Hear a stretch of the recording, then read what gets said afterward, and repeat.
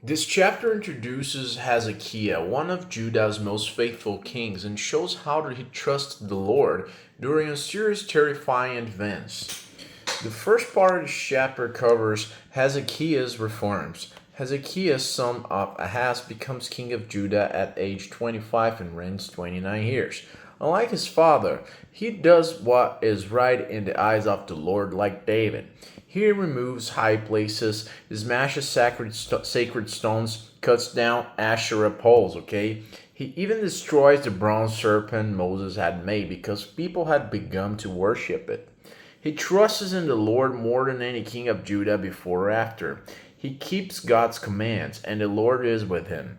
He rebels against Assyria and defeats the Philistines.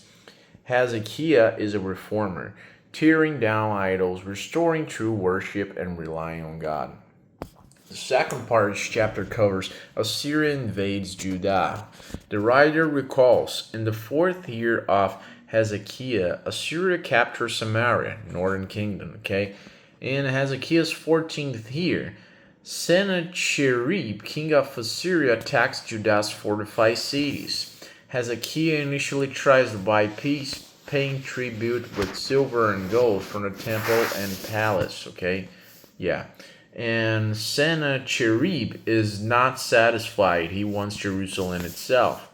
So compromise doesn't stop evil. Assyria presses harder.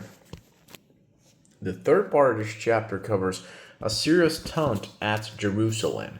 The king of Assyria sent his commander, the Rabshakeh, with a large army to Jerusalem. Standing by the aqueduct, he shouts to Hezekiah's officials and loudly so the people on the wall can hear.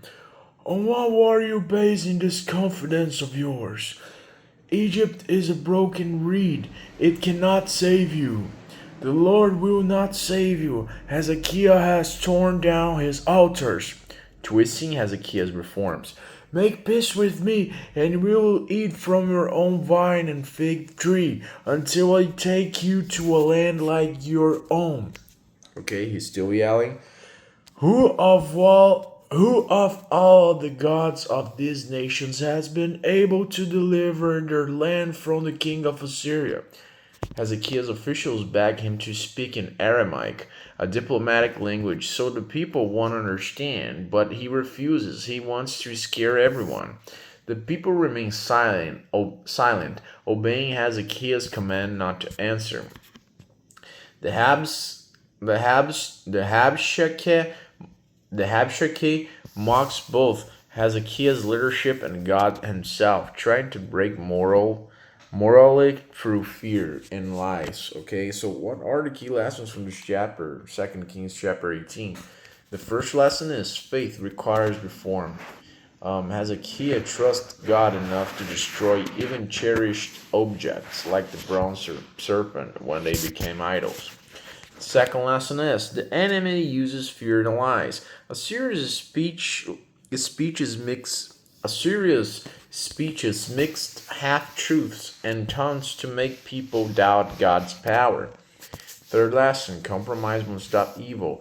Hezekiah's tribute didn't prevent further threats. Only God could save. Final lesson, God is greater than nations. Assyria boasted not God could save. But the living God would soon prove them wrong. So in summary, Hezekiah, Judah's godly king, reforms worship and trusts in the Lord, but Assyria invades, threatening Jerusalem with taunts and intimidation. The people stay silent, waiting for God's answer, okay?